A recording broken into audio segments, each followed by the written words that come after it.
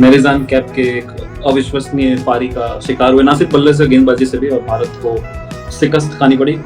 यह हार क्यों बड़ी है वो हम चर्चा करेंगे, क्योंकि कुछ लोग बोलेंगे कि हार इससे क्या फर्क पड़ता है। मैं बहुत ही शॉक्ड था जब पहले ही मैच में आपने रेणुका सिंह को नहीं रखा, तो फिर मुझे लगा कि शायद पाकिस्तान के अगेंस्ट है, उतना स्ट्रांग ओपोजिशन नहीं है, शायद जो स्ट्रांग ओपोजिशन है जैसे साउथ अफ्रीका या ऑस्ट्रेलिया, इनके सामने लेके आएंगे उनको।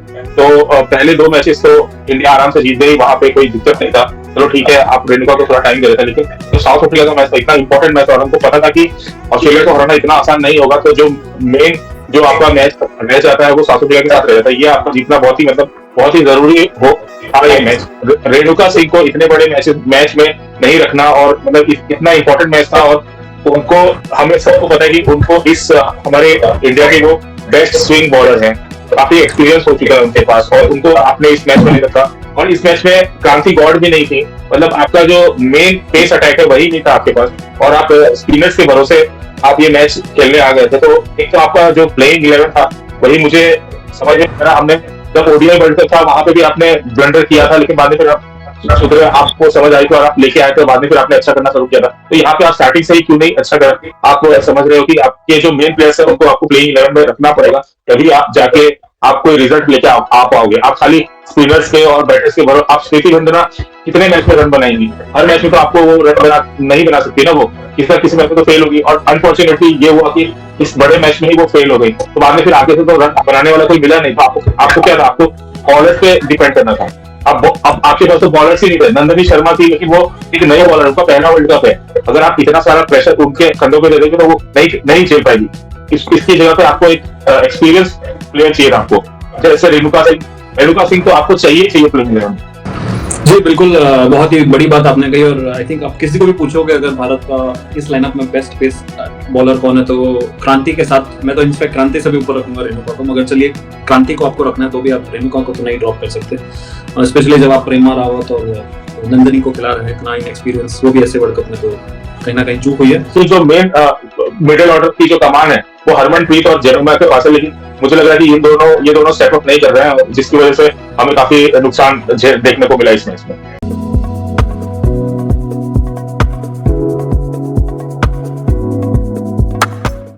नमस्ते, गुड इवनिंग, कैसे हैं आप सभी लोग।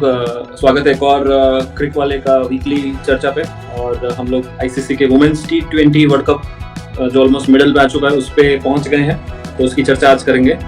और पुनीत मेरे साथ जुड़ेंगे। पुनीत अभी टर्की में है जहां फुटबॉल फीवर चल रहा है, तो नमस्ते पुनीत, कैसे हैं आप? नमस्ते धवल, मैं अच्छा हूँ, और टर्की में हूँ, लेकिन यहाँ का फीवर जो था खत्म हो गया, क्योंकि टर्की ऑलरेडी एलिमिनेट हो चुका है, तो हम अपना फोकस क्रिकेट पे ही रखते हैं। जी बिल्कुल, और मेन इवेंट में भी मेन फोकस भारत पे है, तो भारत से शुरू करेंगे। भारत का शुरुआत अच्छा रहा, पाकिस्तान को हराने के बाद नेदरलैंड को भी हमने काफी कन्विंसिंगली 95 रन से हराया, तो हमारा मोमेंटम बरकरार रहा। मगर संडे को one of the most closest matches जो इस वर्ल्ड कप में देखे, उसमें भारत मेरिजान कैप के एक अविश्वसनीय पारी का शिकार हुए, ना सिर्फ बल्ले से गेंदबाजी से भी, और भारत को शिकस्त खानी पड़ी। यह हार क्यों बड़ी है वो हम चर्चा करेंगे, क्योंकि कुछ लोग बोलेंगे कि हार इससे क्या फर्क पड़ता है, मगर क्या समीकरण बदल गए इस ग्रुप में वो हम विस्तार से देखेंगे। मगर फिलहाल का स्टैंडिंग में अगर बता दूं तो ग्रुप ए में ऑस्ट्रेलिया एज यूजुअल लीड कर रही है, 3 मैच 3 जीत 6 पॉइंट, एक और विन के साथ वो कंफर्म क्यों लिखा आ जाएगा। इंडिया साउथ अफ्रीका दोनों 3 में से 4-4 अंक, और भारत और अफ्रीका के रन रेट में काफी अंतर है फिलहाल, तो भारत को वहाँ एडवांटेज है। बांग्लादेश 3 में से 4 अंक, very good, very inspiring performance. I think इस बार बांग्लादेश से उम्मीद नहीं था कि वो पाकिस्तान को भी हरा गए हैं, और आई थिंक नेदरलैंड को भी उन्होंने हराया है। ऑस्ट्रेलिया से एक बड़ी हार मिली है, मगर अभी भी उनके मैथमेटिकल चांसेस हैं। Bangladesh are doing good.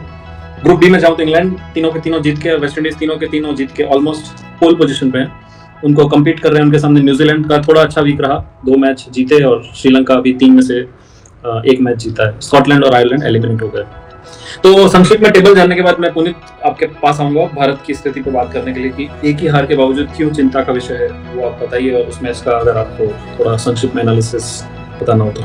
World cup शुरू होने से पहले हमको एक डर तो था ही कि इंडिया के ग्रुप में साउथ अफ्रीका और ऑस्ट्रेलिया है, तो इतना आसान तो रहने वाला नहीं है इन लोग के लिए। और साउथ अफ्रीका के वर्ल्ड कप से पहले साउथ अफ्रीका के सामने उन्होंने सीरीज खेली थी 5 मैचेस की, जो ये 4-1 से आ रहे थे, और इंग्लैंड के सामने खेली थी जो 2-1 से आ रहे थे, तो उनका T20 में जो फॉर्म है वो ऐसे ही अच्छा नहीं चल रहा है, और इनकी अब मुझे लगता है कि इनको थोड़ा T20 में थोड़े चेंजेस करने की जरूरत है, और इनके जो प्लेइंग 11 भी है उसमें भी काफी सवाल उठते हैं। जैसे हमने स्टार्टिंग में जब हम प्रीव्यू कर रहे थे तो मैंने कहा था कि मैं काफी एक्साइटेड हूँ रेणुका सिंह को देखने के लिए, क्योंकि ये जो कंडीशंस है उनको काफी सूट करेंगे, और उन्होंने जहाँ पे उन्होंने अच्छी बॉलिंग की भी है, तो अगर आप रिकॉर्ड खोल के देखेंगे तो उनका रिकॉर्ड काफी अच्छा है। लेकिन मैं बहुत ही शॉक्ड था जब पहले ही मैच में आपने रेणुका सिंह को नहीं रखा, तो फिर मुझे लगा कि शायद पाकिस्तान के अगेंस्ट है उतना स्ट्रॉन्ग ओपोजिशन नहीं है, शायद जो स्ट्रॉन्ग ओपोजिशन है जैसे साउथ अफ्रीका या ऑस्ट्रेलिया, इनके सामने लेके आएंगे उनको।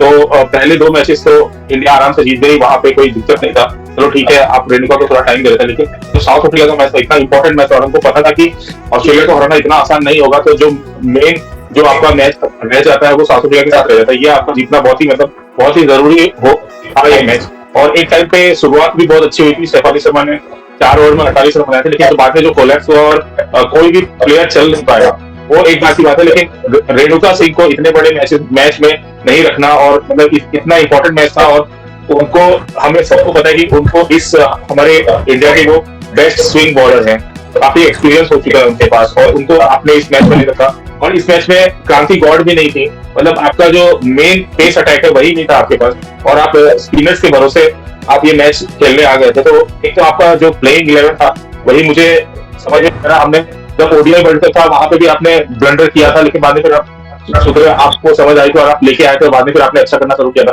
तो यहाँ पे आप स्टार्टिंग से ही क्यों नहीं अच्छा कर, आप समझ रहे हो कि आपके जो मेन प्लेयर्स है उनको आपको प्लेइंग 11 में रखना पड़ेगा, तभी आप जाके आप कोई रिजल्ट लेके आ पाओगे। आप खाली स्पिनर्स के और बैटर्स के भरोसे, आप स्मृति मंदाना कितने मैच में रन बनाएंगी, हर मैच में तो आपको वो रन नहीं बना सकती ना, वो किसी ना किसी मैच में तो फेल होगी। और अनफॉर्चुनेटली ये हुआ कि इस बड़े मैच में ही वो फेल हो गई, तो बाद में फिर आगे से तो रन बनाने वाला कोई मिला नहीं था आपको क्या था, आपको बॉलर पे डिपेंड करना था। अब आपके पास तो बॉलर्स ही नहीं थे, नंदनी शर्मा थी, लेकिन वो एक नए बॉलर, उनका पहला वर्ल्ड कप है, अगर आप इतना सारा प्रेशर उनके कंधों पे दे देंगे तो वो नहीं झेल पाएगी। इसकी जगह पे आपको एक एक्सपीरियंस प्लेयर चाहिए था, आपको जैसे रेणुका सिंह तो आपको चाहिए प्लेइंग 11।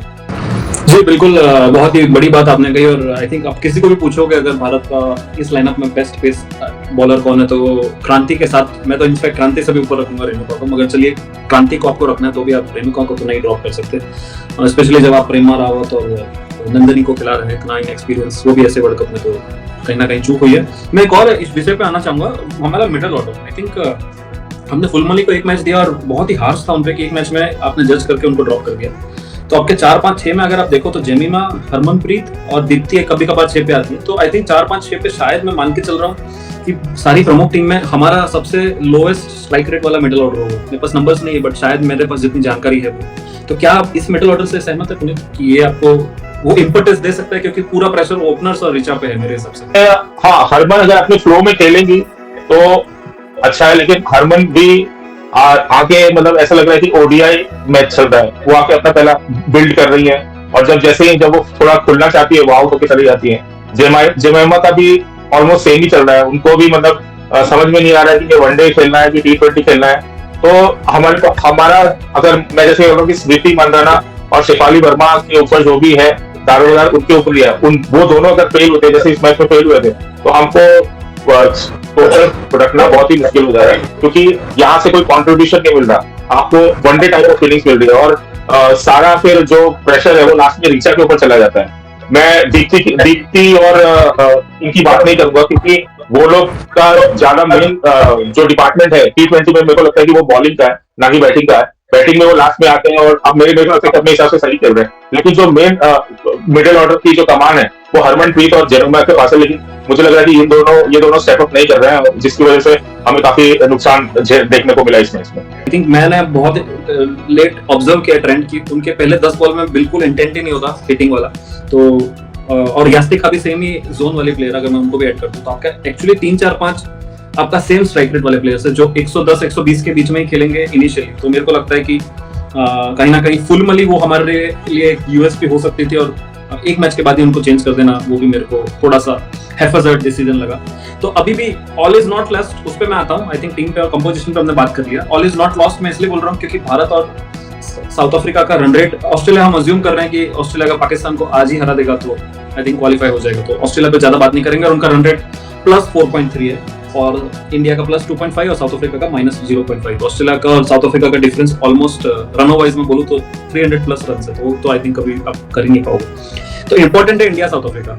तो अगर इंडिया ऑस्ट्रेलिया को 1 रन से भी हरा देता है तो मुझे लगता है कि साउथ अफ्रीका को अपने दोनों बाकी बचे मैचेस मिनिमम +3 कवर करना होगा उनको रन रेट। तो +3 कवर करने के लिए उनको मिनिमम 200 के मार्जिन से 2 मैच जीतने होंगे, जो T20 में इतना आसान नहीं है। आपको बांग्लादेश, मेरे को पता है अफ्रीका को बांग्लादेश नीदरलैंड से खेलना है, फिर भी 100 रन से जीतना, और इंडिया का भी एक मैच अभी बांग्लादेश से बाकी है, तो अज्यूम कर लेते हैं कि वो इतना बड़ा डेफिसिट नहीं हो पाएगा। तो उसके बाद आई थिंक यही बचता है कि जो इंडिया ऑस्ट्रेलिया का मैच है वो इंडिया के लिए बहुत मुश्किल हो गया, क्योंकि अगर इंडिया वो मैच हार जाता है जो हम नहीं चाहते हो, तो फिर साउथ अफ्रीका डायरेक्ट क्वालिफाई हो जाएगा। तो वो रीजन की वजह से अब ये ग्रुप इंटरेस्टिंग हो गया, और दोनों मैचेस भारत के और अफ्रीका के इंटरेस्टिंग है। पर सबसे important match I think Lord's का है। मैच पे हम इंडिया के हैं, इसके लिए हमें लग रहा है कि बहुत इंटरेस्टिंग हो गया, ये हो गया, लेकिन आपको भी अंदर से पता है कि ऑस्ट्रेलिया को हराना बहुत ही मुश्किल रहेगा।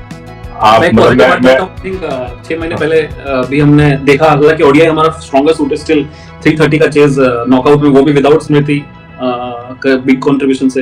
तो all is not lost. I think of course it's going to be tough, और टफ इसलिए भी होगा क्योंकि लॉर्ड्स आई थिंक ट्रेडिशनली थोड़ा स्विंग ग्राउंड है। आई थिंक वहां पे इतना स्पिन नहीं होगा, तो वहां तो मैं टचवुड अज्यूम ही करके चल रहा हूँ कि रेणुका खेल रही है। एटलीस्ट प्रेमा की जगह खिला सकते हो आप, अगर चलो आपको बाकी 2 पेसर्स नहीं हटा है, बट प्रेमा की जगह आप खिला सकते हो। तो उस मैच पे मैं आ जाता हूँ। Australia overwhelming favourite, Australia favourite होगा, मैं ऐसा बोलूंगा, ओवरवेलमिंग नहीं बोलूंगा, क्योंकि इंडिया ने अभी ऑस्ट्रेलिया में जाके आई थिंक सीरीज जीती है फरवरी में, जो मेरा ध्यान है। हालांकि वो ऑस्ट्रेलिया के कुछ मेन खिलाड़ी नहीं थे, स्टिल इंडिया ने जीती है। तो आपके लिए क्या इंपॉर्टेंट फैक्टर्स होगा ऑस्ट्रेलिया के सामने लॉर्ड्स का पिच कंसीडर करते हुए और नॉकआउट वाला एटमॉस्फेयर देखते हुए? क्रिटिकल बैटिंग में तो अगर आप स्मिथी को आप हटा ही नहीं सकते, क्योंकि मैं अभी जितना भी मैच अभी रिसेंटली हुआ है, इस वर्ल्ड कप में हुआ है, स्मृति मंदाना बहुत ही इंपॉर्टेंट रही है बैटिंग पर्सपेक्टिव से। जब तक वो स्टार्ट नहीं देती, जब तक वो रन नहीं बनाती, हमारा जो स्कोर है वो काफी नीचे रहता है। जैसे हमने साउथ अफ्रीका के देख लिया, तो वो तो हमेशा मतलब वो रहेगी। लेकिन शेफाली वर्मा ने जैसे हमको साउथ अफ्रीका के स्टार्ट दिया था, वैसा स्टार्ट भी हमको चाहिए। तो ये ओपनर्स पे काफी बड़ा जिम्मेदारी रहेगा, और मुझे लगता है कि शेफाली वर्मा को भी थोड़ा रिस्पॉन्सिबिलिटी के साथ खेलना पड़ेगा। अगर स्मृति खेल रही है तो आप अटैक कीजिए, लेकिन अगर स्मृति नहीं है सामने तो आपको थोड़ा रिस्पॉन्सिबिलिटी खुद के ऊपर लेना पड़ेगा। और मुझे लगता है कि अब ऐसी सिचुएशन आ गई है, मुझे वही ओडीआई वर्ल्ड कप याद आ रहा है, जहाँ पे भी यही सिचुएशन था, और काफी मतलब तो मुझे लगता है कि उनको वो सारे पल याद करने पड़ेंगे और खुद पे भरोसा करना पड़ेगा इंडियन टीम को। तो ऑफ कोर्स कर सकते हैं। और बॉलिंग की बात अगर करें तो बॉलिंग में जैसे आपने कहा कि स्पिन को इतना मदद नहीं मिलेगा, हमें ऐसा लग रहा है। तो आपको आपकी जो प्राइम बॉलर है, जितना मैं जो अभी कहा जिनके बारे में, तो उनको तो आपको रखना ही पड़ेगा प्लेइंग 11 में, क्योंकि अगर फिर से मैं कहूंगा कि अगर आप इंग्लैंड में खेल रहे हैं और आप रेणुका सिंह को नहीं खिला रहे, तो फिर आप मैच जीतने नहीं आए, सिर्फ मैच खेलने के लिए आए। एक और पॉजिटिव बात मैं कर लेता हूँ। जब भारत दक्षिण अफ्रीका से हारता है, विश्व कप जीतता है 6 महीने पहले हमने देखा, और 2011 में मेंस वर्ल्ड कप में भी हम साउथ अफ्रीका से हारे थे। तो क्या इसको गुड साइंस माने हम लोग, या आप कैसे देखते हैं? और उससे ज्यादा महत्वपूर्ण मैं ये जानना चाहूंगा, क्या आप दक्षिण अफ्रीका को एक्सपेक्ट कर रहे हैं कि वो कोई मैच गवाएगा जिससे हमें फायदा हो, या आपको लग रहा है बांग्लादेश और नेदरलैंड शायद नहीं हरा पाएंगे? बांग्लादेश जिस फॉर्म में चल रही है और जिस तरह से उन्होंने पाकिस्तान को हराया था, वो काफी मतलब काबिल तारीफ था। तो यू नेवर नो, एक क्रिकेट में एक दिन अपसेट भी होता है, तो वो दिन के चांसेस बहुत ही कम है। लेकिन वैसा वर्ल्ड कप है, तो वर्ल्ड कप में तो ऐसे मैचेस देखने को मिलते हैं, तो हम उस पॉसिबिलिटी को हम एज ए इंडियन फैन तो नहीं उसको पूरा दरकिनार करेंगे।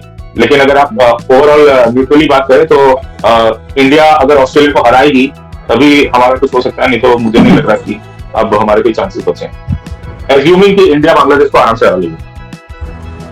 ओके, और हमने बाकी 3 पोजीशन पे बात नहीं की, बट अज्यूम कर लें कि ऑस्ट्रेलिया, इंग्लैंड और वेस्ट इंडीज तो क्वालिफाई कर रही है, वहां पे हमें कोई डिस्कशन की जरूरत नहीं। इंग्लैंड के अभी दोनों मेन मैचेस बाकी हैं, वेस्ट इंडीज के साथ और न्यूजीलैंड के साथ। तो न्यूजीलैंड के चांसेस इधर आ सकते हैं। अब मुझे रन रेट का इतना वो नहीं है, लेकिन अगर न्यूजीलैंड 2.4 का अंतर है, आई थिंक न्यूजीलैंड को बहुत बड़े अंतर से इंग्लैंड को हराना पड़ेगा, और उम्मीद करना होगा कि इंग्लैंड वेस्ट इंडीज से भी बड़े अंतर से आ रहे हैं। तो मतलब न्यूजीलैंड के लिए ज्यादा अच्छा सिनेरियो यह है कि वेस्ट इंडीज अपने दोनों मैच हार जाए, तो वहां रन रेट में ज्यादा डिफरेंस नहीं है, 0.4 का।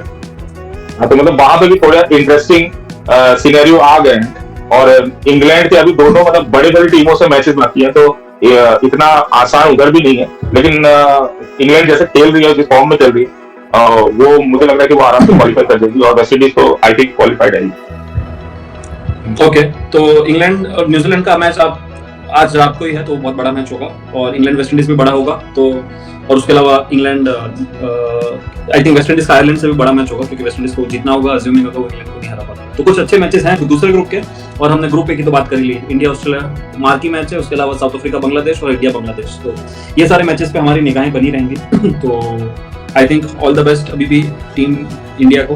मैथमेटिकली हमारे को कोई कैलकुलेटर की जरूरत नहीं है, हमें सिर्फ मैच जीतना है, और मुझे नहीं लगता आपको कोई दिक्कत होगी। तो उस हिसाब से अभी भी एडवांटेज टीम इंडिया को है, जो कि साउथ अफ्रीका को कैलकुलेटर्स लेके, या तो साउथ अफ्रीका को ऑस्ट्रेलिया से होप लेके बैठना पड़ेगा।